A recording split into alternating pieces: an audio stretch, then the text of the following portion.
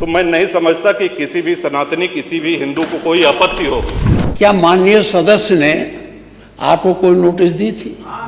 अगर नहीं नोटिस दी है तो ग्राह्यता पर इनको कैसे बोलने दिया गया? अब की बार कोई फोर्स लगाई नहीं गई और वहीं झगड़ा। अरे ये आप रहे होंगे वहां, जानते होंगे, हम तो जानते नहीं, आप उसमें सम्मिलित रहे होंगे और आप जानते थे इस सर्वे से अनावश्यक विवाद पैदा होगा। मस्जिद को मंदिर नहीं बनाया जा सकता, मंदिर को मस्जिद नहीं बनाया जा सकता। अब आप सरकार में हैं तो इनकी बातें सुन लेते हैं। इस उत्तर प्रदेश की धरा को आप सांप्रदायिकता के आग में जाने से बचाइए। इधर आते तो रोज मुझसे लड़ते थे, चर्चा कराओ चर्चा कराओ। एक बात और कही गई कि सर्वे शांतिपूर्ण चल रहा था। एक हिंदू होने के नाते, एक सनातनी होने के नाते माननीय अध्यक्ष जी, हम तो ये कहते हैं कि न्यायालय किसी भी मंदिर पर सर्वे का अगर कोई आदेश करती है तो मैं नहीं समझता कि किसी भी सनातनी, किसी भी हिंदू को कोई आपत्ति होगी। हमने किसी के धर्मस्थल तोड़ के अपने धर्मस्थल नहीं बनाए। करें जहां करना हो सर्वे करें। हम कभी गुम्मा अद्धा नहीं चलाएंगे, हम पत्थरबाजी, हम न्यायालय के निर्णय का सम्मान करेंगे। तो शासन का काम, प्रशासन का काम तो न्यायालय के निर्णय को लागू कराना होता है। तो इसलिए माननीय अध्यक्ष जी, इस पे चर्चा कराई जाए।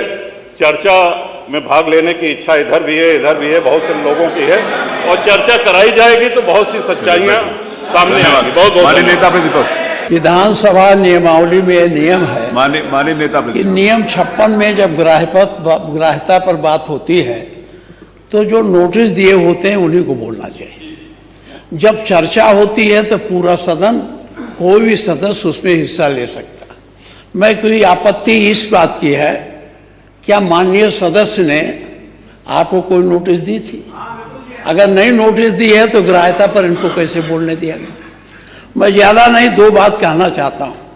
मैं बहराइच खुद गया था। माननीय मुख्यमंत्री जी, बहराइच में जिस रास्ते से जुलूस निकलता था उस रास्ते में परंपरागत रूप से 50 मीटर में बड़ी घनी बस्ती है और वहाँ बड़ी संख्या में मुस्लिम आबादी है। जब पहले जुलूस जाता था तो वहाँ बड़ी संख्या में फोर्स लगा दी जाती थी। अब की बार कोई फोर्स लगाई नहीं गई और वहीं झगड़ा वितंडाबाज शुरू किया गया। अब ये कहना कि फोर्स मांगी नहीं गई, अरे सुनिए चुप रहो। हम भी जानते हैं। अरे शांत रहिए, प्लीज शांत। वहाँ के थानाध्यक्ष ने पुलिस अधीक्षक को चिट्ठी लिखा था, थाना हरजी क्षेत्र में हर वर्ष की भांति इस वर्ष भी दशहरा हर्षोल्लास से मनाया जाएगा, जिसको सकुशल संपन्न कराने हेतु अतिरिक्त पुलिस बल की मांग हेतु प्रत्यावेदन। महोदय, सादर निवेदन है कि थाना स्थानीय क्षेत्र पूर्व की भांति इस वर्ष भी दशहरा पूरे हर्षोल्लास के साथ मनाया जाएगा। त्यौहार के पूर्व की भांति इस वर्ष भी सकुशल संपन्न कराने हेतु इस अतिरिक्त बल, जिसमें 1.5 section PAC, 1.5 section paramilitary force की आवश्यकता है, जिसकी उक्त त्यौहार सकुशल संपन्न कराया जा सके। ये चिट्ठी है। तो जब वो चिट्ठी आपका यशो पुलिस अधीक्षक को लिखा तो ये फोर्स क्यों नहीं दी गई? क्योंकि वो समझता था यहाँ हो सकता है। उन्होंने किया तो ये आपके पुलिस प्रशासन की पूरी उदासीनता या तो उनकी साजिश का परिणाम है, यह बहराइच का दंगा। मैंने ये चिट्ठी आप वेरीफाई करवा लीजिएगा, देख लीजिए। अगर दिया गया, अगर ये फोर्स दे दिया गया होता तो वहाँ बहराइच में दंगा नहीं होता। बड़े पैमाने पर दुकानें जलाई गई, एक नौजवान गोली लगी मर गया। इसके साथ ही साथ वहाँ तो जो हुआ वहाँ से 25 किलोमीटर दूर जाकर वहाँ भी दुकानें फूंकी और जलाई गई।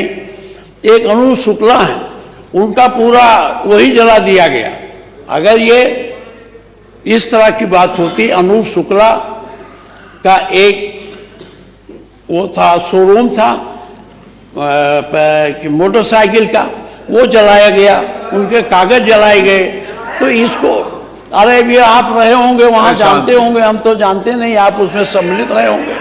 तो जो उसमें सम्मिलित रहता वही नहीं जानता है, हम कहाँ जान पाते। तो इसलिए मैं एक बात ये मुझे कहना था, इसकी जांच आप जरूर करवाइए।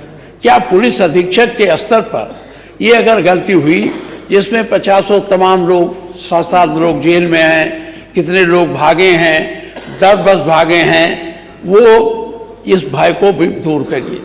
यहाँ एक बात और कहना चाहूँगा, मुख्यमंत्री जी हमेशा चलेगा। जब एक्ट पास हो गया था तो एक्ट में सुप्रीम कोर्ट में जब पिटीशन गया तो चीफ जस्टिस ने सर्वे की बात कर दी, और आप जानते थे इस सर्वे से अनावश्यक विवाद पैदा होगा, तो सरकार को इसकी पुनरीक्षण याचिका दायर करनी चाहिए थी सुप्रीम कोर्ट में, जो नहीं हुई।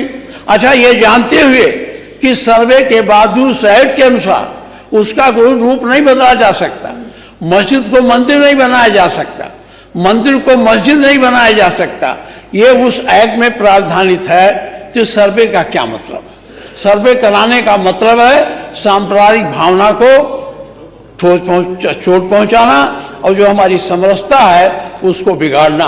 आज हम कहाँ खड़े हैं? जिस बुद्ध की धरा से दया और करुणा का संदेश गया हो, जिस उत्तर प्रदेश की धरा से वसुधैव कुटुंबकम का नारा निकला हो, आज वहीं अपने निवासियों के साथ क्या हो रहा, कितने भेदभाव हो रहे हैं, इसको कौन देखेगा?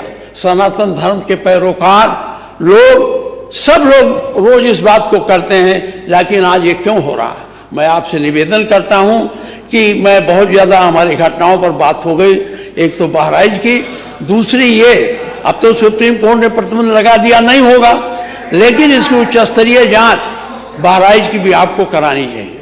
बहराइच केवल अधिकारियों के जांच पर न जाइए, आप तो विपक्ष में भी रहे हैं, ये अधिकारी, तब आप इनकी भी आलोचना करते रहे हैं, अब आप सरकार में हैं तो इनकी बातें सुन लेते हैं, ये कैसी रिपोर्ट देते हैं, कैसे आपको गुमराह करते हैं, कैसे शासन को इधर से उधर करने की बात करते हैं। इससे सावधानी पूर्वक आपसे मेरा निवेदन है। संभल भी उच्च स्तरीय जांच तो आपने बना दिया, कमेटी बना दी है। अब मैं अच्छा, ये आपने कहा मंदिर मिल गया, तो मंदिर तो अच्छी बात है, मिल गया, पहले से था, कौन नयापन आ गया?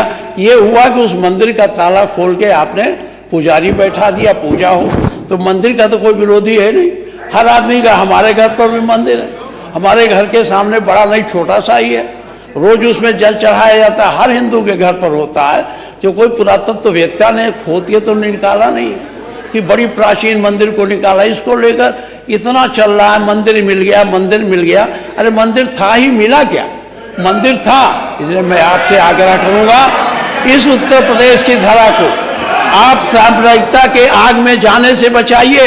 अगर ये सांप्रदायिकता की आग भड़की तो पूरा उत्तर प्रदेश यानी पूरा हिंदुस्तान में एक ऐसी स्थिति पैदा होगी जो हमारी समरसता है, जो हमारा हिंदू मुसलमान का भाईचारा है, वो टूटेगा, और जब वो टूटेगा तो अच्छी स्थिति नहीं बनेगी।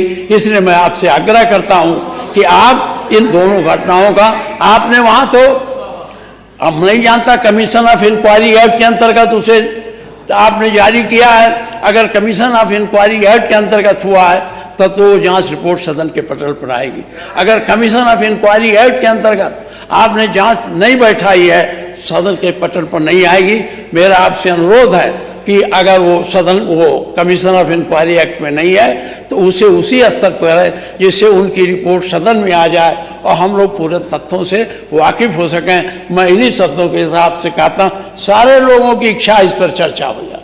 अब समय भी है क्योंकि आपके पास कोई काम नहीं है, तो अगर आप चर्चा करा दें, संसदीय कार्य मंत्री जी तो चर्चा पर राजी नहीं होते, इधर आते तो रोज मुझसे लड़ते थे, चर्चा कराओ चर्चा कराओ, और बेल में भी आ जाते थे, और जब मैं कहता हूं तो सुनते नहीं। मैं इसीलिए चर्चा की अध्यक्ष महोदय,